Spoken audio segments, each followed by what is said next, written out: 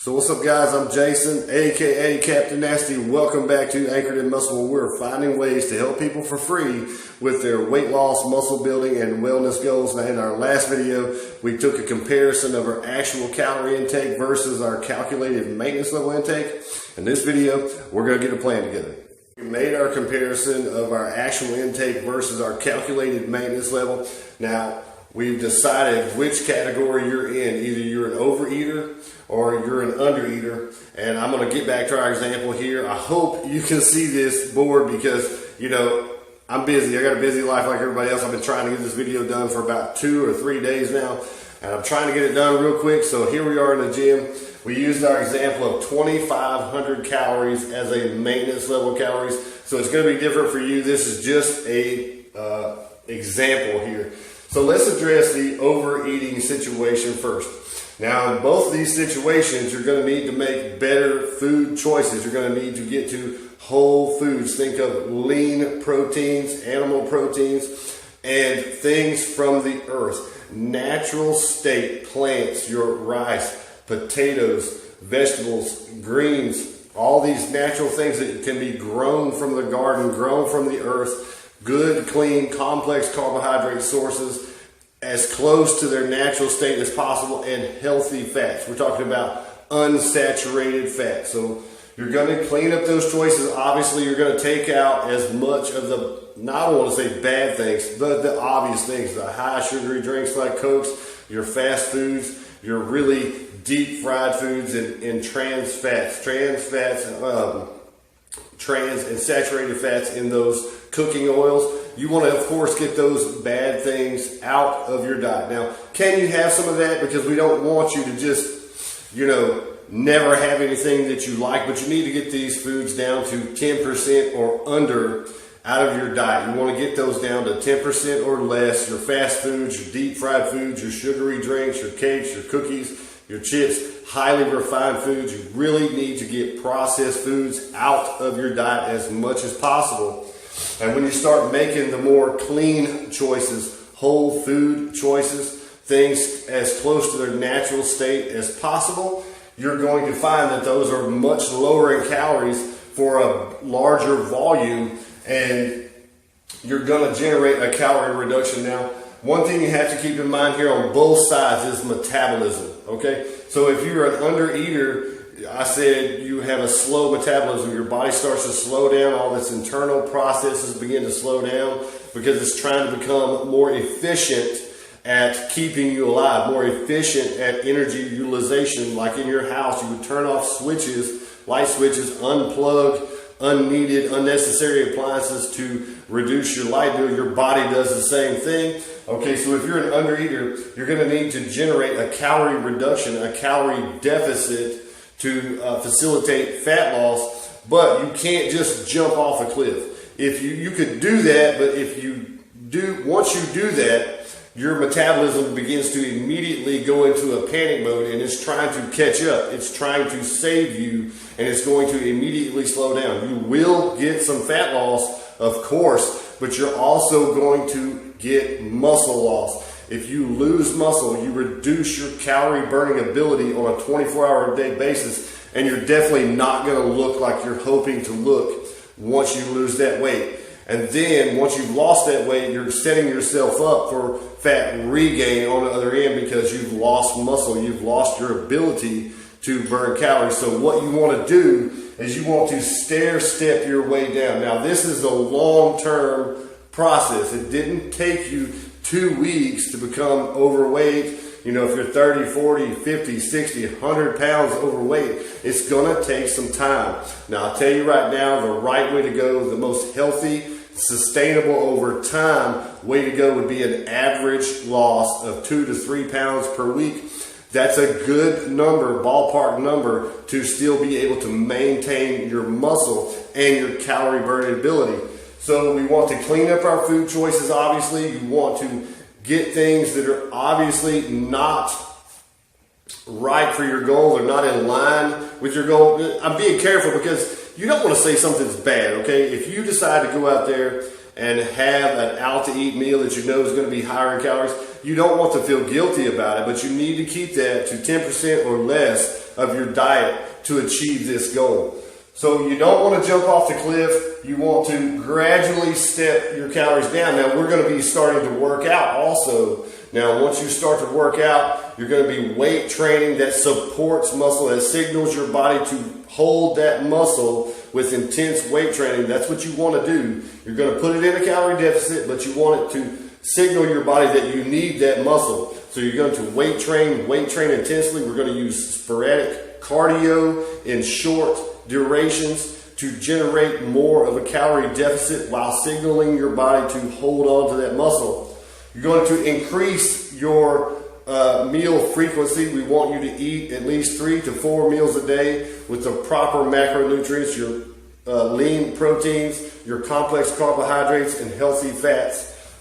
Stair step your way down, because once you generate 1 calorie reduction, your body then starts to slow that metabolism down, and you will generate some fat loss. Then you may stall, and you want room to continuously step down, because if you make a calorie reduction, you're working out, you're making healthy choices, you will generate fat loss, but your body will be all the time seeking to adapt. So if you make this jump, your body jumps with you, you're going to stall, and then where else can you go? Because there is a limit here, a trigger point, to where your body will seriously go into an emergency state, a starvation mode, and begin to work against you. Okay, so let's go to the undereater. You've already dug a hole. You've already got metabolic adaptation. Your metabolism is already slow. You are down here. If you're actually eating 1,000 calories a day, but your calorie need is 25, where are you going to go? You can't cut this anymore. You're already in a starvation mode. Your metabolism is already slowed. So, the name of the game in fat loss is going to be speeding your metabolism. You want a race car, a drag car for a metabolism. And the way you want to do that is, and there's something else here. There's this instinct, okay?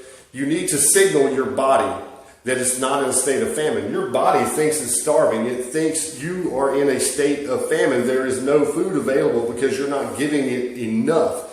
So you want to increase your calories and increase your meal frequency.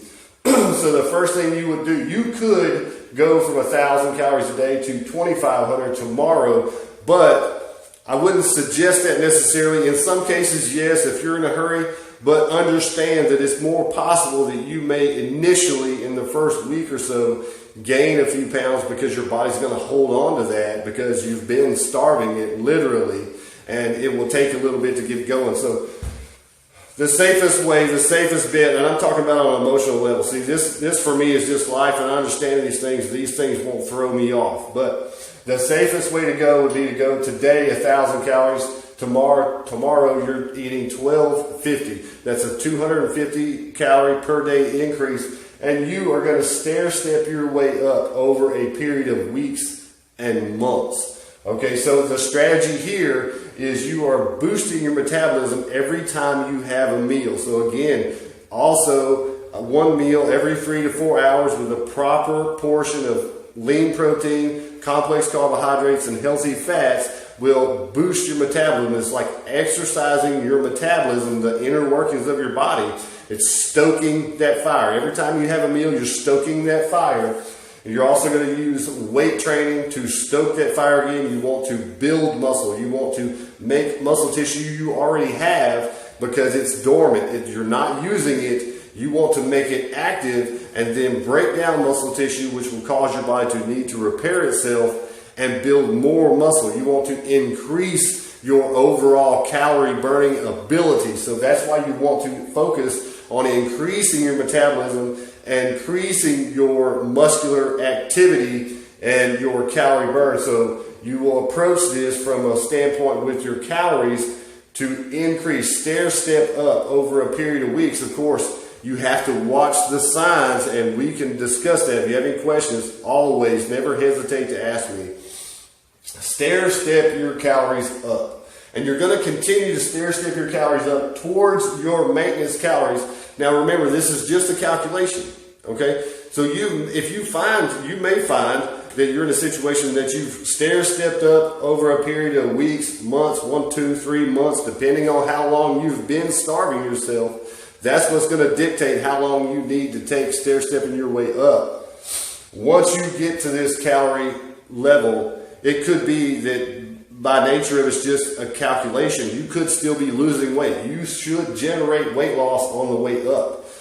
If you're still losing weight, then you would continue to increase this until a point where you begin to hold fat. Then you've crossed that precipice to where you were taking in more calories than you were burning. Then you would also maintain that for a short time to level out. Then over the long term, you would also turn this around and slowly stair-step down in small increments. You got to remember, guys, this is all about metabolism and hormones, energy in versus energy out. You want to increase your metabolism. You want to stoke that internal fire. You want to anchor yourself in muscle. You want to invest, force your body to hold on to and or build new muscle, because literally, this is no bullshit, literally the muscle tissue that you have on your body is responsible for 70% of your overall calorie burn on a 24-hour-a-day basis. You need to learn how to consider yourself a calorie burning machine on a 24-hour-a-day basis. Even when you sleep, your body is burning calories. And we really want to maximize that calorie burn and the fat burn from focusing on intense weight training, breaking down micro trauma to the muscle tissue itself will cause an actual exclusive or predominant fat burning at night, at rest while you sleep.